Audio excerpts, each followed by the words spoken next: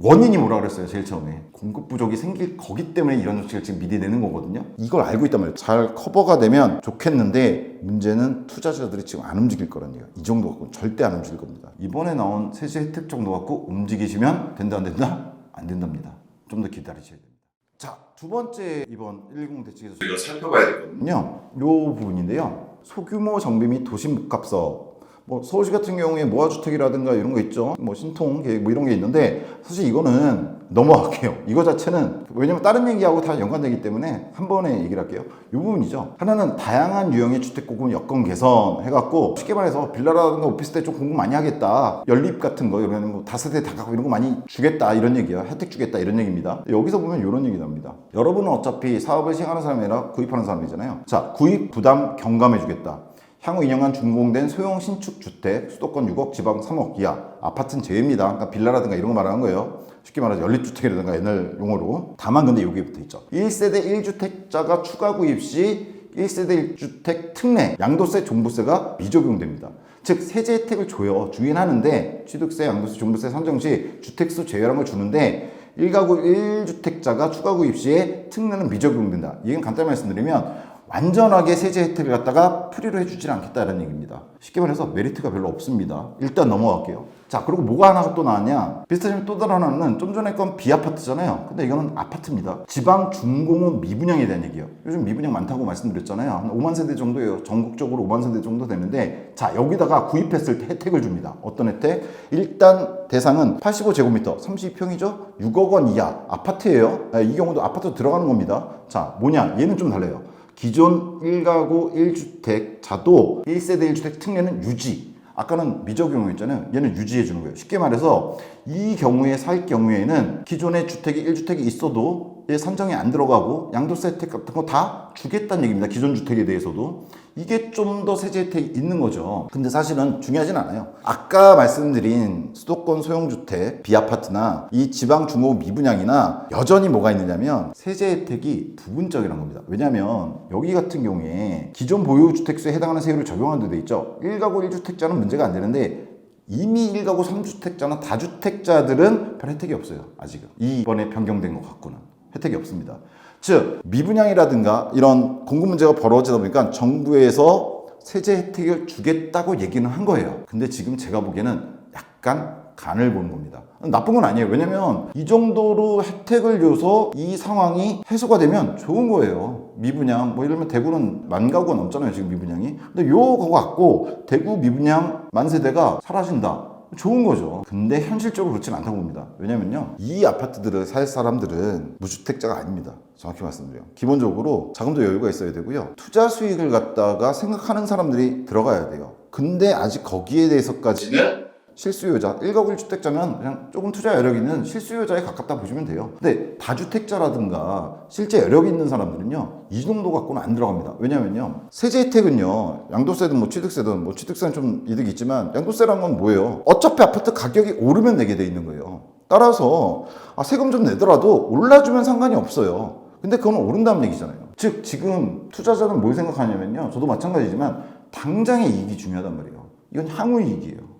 잘 됐을 때 이익이란 말이에요. 근데 지금 그 정도 갖고 투자하기에는 애매한 거예요. 그리고 더군다나 뭐가 있다고요? 투자자들은 과거 경험이 있어요. 지금 PF 문제 얘기했지만 저는 이렇게 봅니다. 이 문제에 대해서. 요겁니다. 자, 지금 나온 것 갖고는요, 안 움직인다. 누구? 투자자들은. 왜? 세제 혜택이 너무 부분적입니다. 지금 현재로는. 별 이득이 안 돼요. 따라서 그럼 어떻게 해야 움직이느냐? 요거죠. 완전한 세제 혜택, 정책적 요소죠. 이번 발표된 정책이지만 완전한 세제 혜택이란 뭐냐? 1가구 1주택 특례 적용, 뭐 누구는 적용하고 누구는 적용하지 않고 뭐 이런 문제 있잖아요. 아니요, 그냥 싹 이번에 사면 이거는 그냥 모든 세금 면제해 줄게. 과거에 이랬던 적 있습니다. 정말 유리한 세택 커졌을 때 그냥 이번에 사면 이거는 주택수 산정도 안 시키고 양도세, 취득세 뭐 다 혜택 줄게. 뭐 네가 지금 현재 1주택자든 2주택자든 4주택이든 모두 상관없어. 이거 사는 거는 추후에 세금 다 경감해 줄게. 일단 사가기만 해. 이렇게까지 돼야 돼요. 더군다나 그것만 가지고도 안 사요. 왜냐면 어디까지나 그건 세제 혜택이에요. 투자자 입장에서는 불안해요. 그렇다고 해서 내가 지방 미분양을 샀을 때 이게 이득이 될까? 계속 가격 안 오를 수도 있는데? 그럼 당장 이득이 있어야 돼요. 그게 뭐냐? 시장에 따라 움직이는 건데요. 가격 다운이 이루어져야 됩니다. 시장적 요소인데 이게 뭐냐? 제가 이 영상 보기 전에 페이퍼 영상 한번 보시라고 했죠. 뭐냐면 시장이 지금 과도하게 과열돼서 분양가도 살짝 뭐 공사비 뭐고 비싸진 건 맞는데 그래도 과도한 분양가였단 말이에요. 솔직히 크잖아요. 주변 단지보다 무조건 높아요. 신축이라고. 야 이거는 이득이 안 돼요 당장에. 근데 건설사들 문제 생기기 시작하죠. 시장의 흐름이에요. 상승기 때 막 덤벼들어갖고 지었단 말이에요. 근데 안 팔리는 거야. 가격이 올라간 다음에. 그러면 어떻게 되겠어요? 분양 할인이 이루어져야 됩니다. 그래서 적어도 현재 분양 가격에서 안정수익이 보장돼야 돼요. 투자자 입장에서. 그 안정수익, 뭐 분양가, 현재 분양가 10% 다운이든 20% 다운이든 지난번에 뭐 20%까지 다운된 적이 있다고 말씀드렸는데 그 다운된 안정 가격에 세제 혜택이 주어져야 비로소 투자자들은 해볼까? 이 생각이 드는 겁니다. 근데 지금은 투자자들 영리하잖아요. 알고 있어요. 지금 이걸 왜 정부가 정책을 내놓기 시작하는지. 미분양도 심각해지고 있죠. 전반적인 부동산 시장 침체돼 있죠. 그렇게 되면 뭐 생기냐면 공급 부족 문제 생길 겁니다. 이번 정책 내용 원인이 뭐라 그랬어요? 제일 처음에. 공급 부족이 생길 거기 때문에 이런 정책을 지금 미리 내는 거거든요. 이걸 알고 있단 말이에요. 투자자들은. 알고 있어서 지금 안 움직여요. 좀 더 봅니다. 그리고 실제로 그렇게 될 겁니다. 어떻게? 완전한 세제 혜택이 나오게 될 겁니다. 물론 부동산 시장 안정에서 아까도 말씀드렸지만 지금 정도 정책으로 잘 커버가 되면 좋겠는데 문제는 투자자들이 지금 안 움직일 거라는 얘기예요. 이 정도 갖고는 절대 안 움직일 겁니다. 그래서 완전한 세제 혜택이 있어야 되고 미분양들이 시장적 요소, 가격이 다운돼야 됩니다. 즉 여러분들이 이제 투자를 처음 해보시려고 한다 그러면요 이번에 나온 세제 혜택 정도 갖고 움직이시면 된다 안 된다? 안 된답니다. 좀 더 기다리셔야 됩니다. 좀 더 괜찮은 세제 혜택이 완전히 그래 가지고만 가 생각해줄게 이렇게 나와야 되고 그리고 일단 분양가가 여러 가지 요소에 의해서 더 다운돼야 됩니다. 그런 식이 와요. 올 수밖에 없습니다. 시장은 항상 그 구조대로 반복돼서 움직여요. 지난번 PF에서 말씀드린 게 10년 만에 시장이라고 그랬잖아요. 마찬가지입니다. 지금 하락기란 말이에요. 집을 언제 사야 된다? 주식이나 똑같잖아요. 떨어질 때 사야 되거든요. 지금 그 조짐이 보이고 그런 정책들이 지금 이제 나오기 시작했다. 하지만 아직 부족하다. 그래서 여러분들은 추후 정책들이 나올 겁니다. 세제 정책 나올 거고요. 더 완화시킨 정책이 나올 거고요. 그 다음에 실제 분양가 떨어져야 됩니다. 그거 지켜보고 계셔야 돼요. 사실 지금 저희가 그때 말씀드렸던 현장들 실제 왜냐면 뉴스에 제가 하나 본 게 있어요. C급 아니고 D급 아니고 지난번 영상 보시면 B급에 해당하는 건설사인데 지금 잔금 유예를 해주는 현장들이 나오기 시작했습니다. 조금씩 움직이는 거죠. 요거 움직이기 시작했어요. 그리고 정부도 조금씩 움직이기 시작했죠.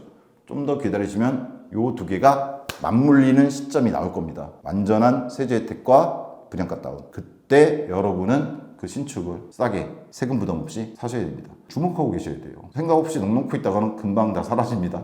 예, 그래서 이 부분이다. 그래서 이번에 나온 정책 자체는 뭐 소형 신축주택을 사는 거, 비아파트, 그 다음에 뭐 지방 중공업 미분양 뭐 이런 얘기하니까 나와는 별로 그렇게 상관이 없는 얘기 아니냐? 아니요, 상관 많이 있습니다. 괜찮은 지역에 괜찮은 아파트들을 세제 혜택과 더불어서 분양가 싸게 구입하실 수 있는 기회가 올 겁니다. 올 거예요. 자, 여기 인테리어 얘기로 되는데 이게 뭐냐면 아파트 갖고 얘기하시면 여러분들이 감이 잘 안 잡히실 것 같아서 인테리어 얘기로 잠깐 비유해서 드릴게요. 여러분 2년, 3년 전에 막 거래가 활성화됐었잖아요. 계속해서 부동산 상승하면서 그때 무슨 문제가 하나 벌어졌냐면 주택시장에 인테리어 문제가 벌어졌습니다. 뭐냐면 집을 이사했잖아요. 이 거래가 많으니까 이사를 많이 한단 말이에요. 그럼 뭐 해야 돼요? 집 새로 들어가니까 인테리어를 해야 된단 말이에요. 자, 근데 이번에 부동산 상승 딱 이러기 전에 어떤 거냐면 인테리어가 평당 100만 원 뭐 샤시까지 하면은 고급화시켜서 뭐 완전히 싹 바꾸겠다. 뭐 배관이 뭐 다 뜯어고치겠다면 평당 130만 원 수도권 기준입니다.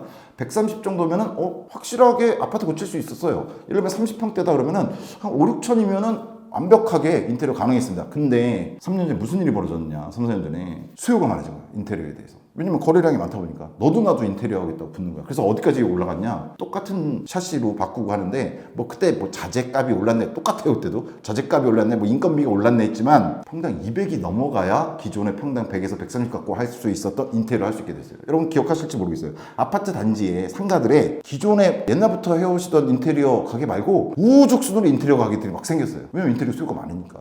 그리고 그 무슨 상황이 벌어졌냐면 저 평당 100에 좀 저 안 해요. 사람들이 왜? 평당 100 말고도 공사가 많았으니까. 뭐 사정해야지 공사해주는 이런 상황까지 벌어졌단 말이에요. 그 당시에. 근데 지금 어떻게 됐습니까? 거래량 확 줄었죠. 그동안 침체기 빠졌죠. 그때 들어왔던 인테리어 가게들 보시면 어떻게 됐을까요? 다 사라졌어요. 아주 예전부터 하시던 분들, 계속 하시는 분들 빼놓고는 다 사라졌습니다. 그러면 무슨 얘기냐? 그럼 지금 다시 인테리어 하려고 그러면 물론 한번 올랐었기 때문에 아주 예전만큼 떨어지진 않았지만 어느 정도 2, 3년 전에 정말 바쁠 때에 비해서는 인테리어 하기가 용이해졌습니다. 똑같습니다. 아파트도. 요 상황들이 벌어질 겁니다. 고점을 넘어갔기 때문에. 그 벌어질 거고요. 그래서 요거 갖다가 보고 계셔야 된다. 이번 정책이 나온 건 그 정책적 요소의 시발점이다. 페이퍼스테로 나오는 최근의 분위기, 시장적 요소도 시작이 됐다. 두 개가 좀 더 심화돼서 맞물리는 시점이 곧 다가올 겁니다. 사실은 멀지 않은 얘기입니다. 그래서 요거 계속해서 보셔야 된다. 그리고 저희도 계속 요거에 대한 내용을 전달해 드리겠습니다. 요게 이번 대책 발표의 두 번째 문제였고요. 사실 저는 이게 이번에 나온 대책 중에서 여러분들이 빨리 준비하고 있다가 시작하면 제일 먼저 빨리 뛰어들어야 되는 시장이라고 생각해요. 여러 가지 이유에서. 자, 말씀을 드릴게요.